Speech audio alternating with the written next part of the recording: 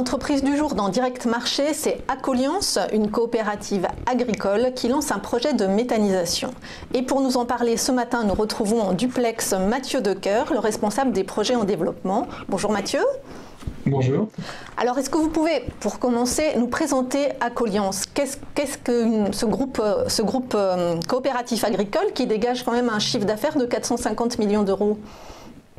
Donc Acoliance, c'est effectivement une coopérative agricole qui collecte environ 1,5 million de tonnes de céréales, qui représente effectivement 450 millions d'euros de chiffre d'affaires, qui est détenue par 3200 environ associés coopérateurs, donc agricoles et viticoles, et 450 salariés qui travaillent pour ces mêmes agriculteurs et viticulteurs.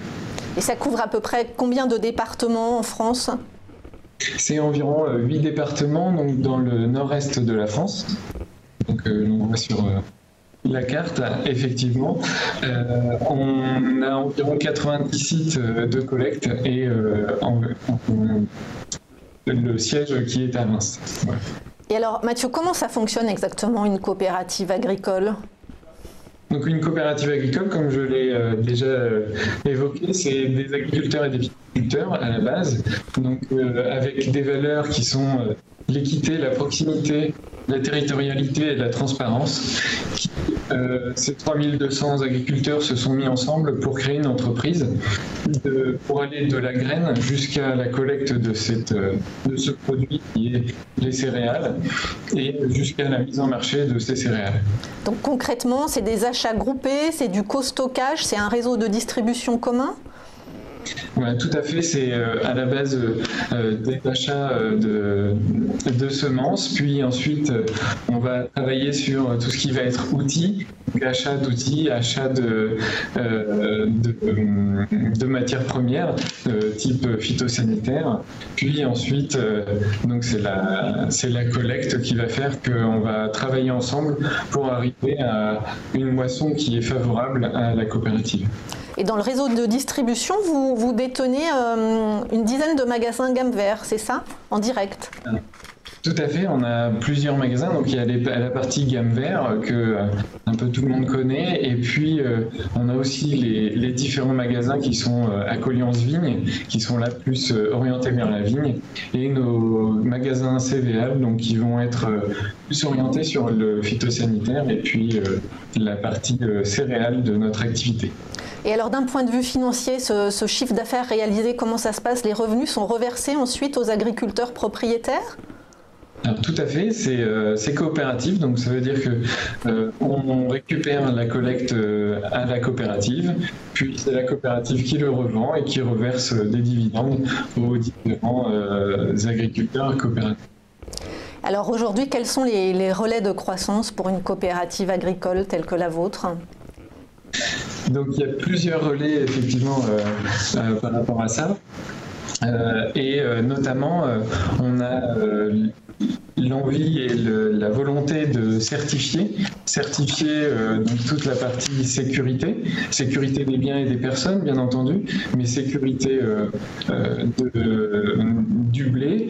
Donc on va avoir aussi de la qualité. La qualité est très importante au niveau de la collecte. Et puis un management de l'énergie qui est couvert sur ISO 50001, puisque nous avons chez Acoliance du gaz et de l'électricité qui est consommé, et du gaz notamment sur les séchoirs, puisqu'il faut sécher les graines avant de les vendre, et ce séchoir demande une consommation de gaz assez importante. Nous avons aussi une certification sur laquelle on travaille qui est le 14001 sur l'environnement, et puis nous allons aller vers le HACCP qui est le 22001. Donc tout ça, c'est pour une agriculture responsable et durable. Tout à fait. C'est vraiment la volonté d'Acoliance d'aller sur quelque chose qui est plus durable, c'est-à-dire on va aussi aller sur le bio. Effectivement, quand on parle de bio aujourd'hui, peu d'agriculteurs sont amenés à faire du bio puisque les infrastructures ne sont pas encore développées. Acoliance a cette particularité d'avoir une possibilité de faire du bio et de pouvoir avancer dans cette diversification. Parce que ce sont des investissements très lourds en infrastructure de faire du bio. Alors, l'investissement, c'est surtout qu'il faut utiliser que du bio. Par exemple, dans un silo à grains, vous avez la possibilité d'utiliser que du bio et ne pas mélanger les différentes cultures. Donc, ça permet d'utiliser qu'une seule voie de valorisation qui est le bio et non pas une double valorisation.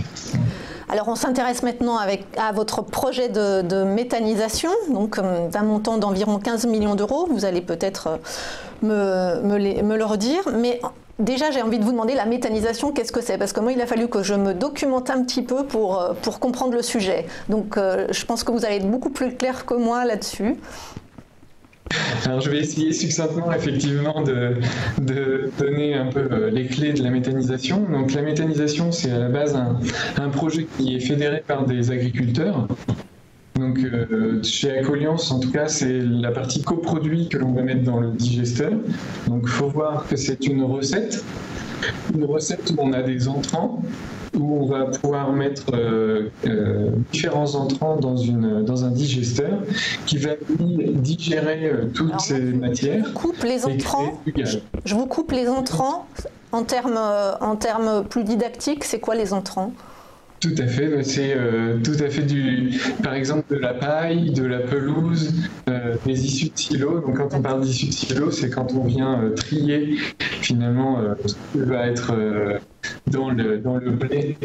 Par exemple, il y a une petite partie que l'on ne va pas valoriser dans la farine, mais on va valoriser dans le digesteur, dans la méthanisation. Ça va être le lisier, le fumier par exemple, qui vient des exploitations d'élevage. Donc tout ça, on va le mélanger dans une poche finalement, et on va aller venir chercher ce gaz dans ce digesteur. Donc ce gaz va être odorisé, il va être purifié et puis injecté dans le tuyau de gaz que l'on peut connaître aujourd'hui chez Engie par exemple, où on va donc pouvoir consommer ce gaz plus tard. Donc pour être sûr d'avoir bien compris, les entrants sont fournis par les agriculteurs.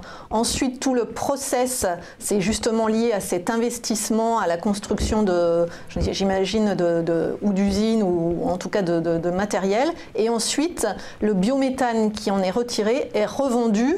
Et revendu à qui, à qui par exemple? Donc à un prestataire que l'on a choisi qui est Engie avec nous, qui nous accompagne. Donc qui lui va acheter effectivement le gaz. La société qui va exploiter le méthaniseur va acheter les entrants et vendre les sortants. Donc les sortants, il y a 2 sortants effectivement, on a parlé du gaz. Mais il y a aussi le fertilisant, donc qu'on appelle digesta, qui est en fait le résidu de ce qui va rester dans la cuve après avoir été donc malaxé et pouvoir sortir le gaz. Donc il y a une partie liquide et solide qui s'appelle le digesta, qui est répandu dans les champs, et ça fait une économie circulaire finalement, de dire je viens chercher dans le méthaniseur ce qui sort pour venir nourrir mes plantes, je prends mes plantes que je mets dans le méthaniseur et ainsi de suite. Et alors, quel est le coût et le financement de ce projet aujourd'hui ? Donc aujourd'hui, un projet type de celui que l'on a pu imaginer chez Acoliance, c'est environ 15 millions d'euros. Donc c'est déjà un méthaniseur que l'on dit industriel et non à la ferme.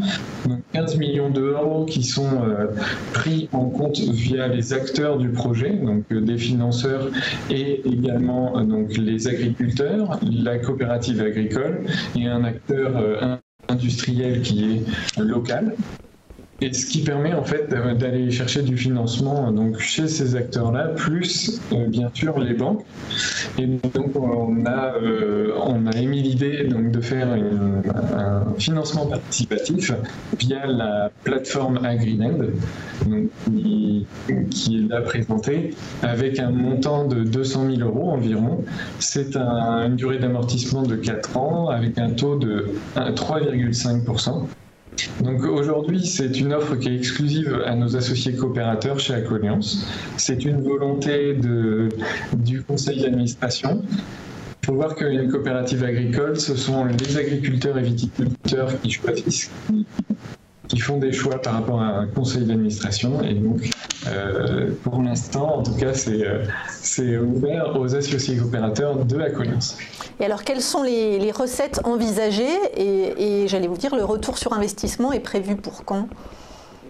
Donc le retour sur investissement est assez variable sur un projet de méthanisation, mais sur le nôtre, nous partons environ à 8 à 10 ans sur un projet à 15 millions d'euros.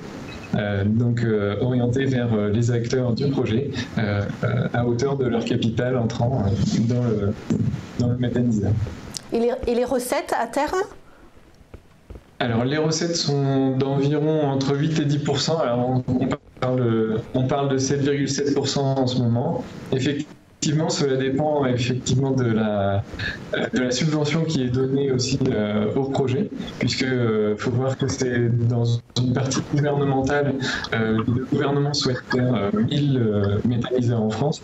Donc on rentre dans cette dynamique avec Acoliance de vouloir faire 8 méthaniseurs donc un à peu près dans chaque département d'Acoliance. Et juste pour terminer, le calendrier, quand est-ce que ce méthaniseur sera totalement terminé et le process mis en place ? Donc il faut voir que les projets de méthanisation, c'est assez long. On parle de 5 à 6 ans pour ce genre de projet. On a déjà démarré depuis 3 à 4 ans.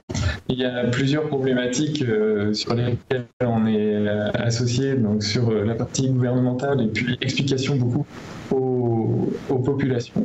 On est sur une construction en 2019 et début de production en 2020 pour le biométhane.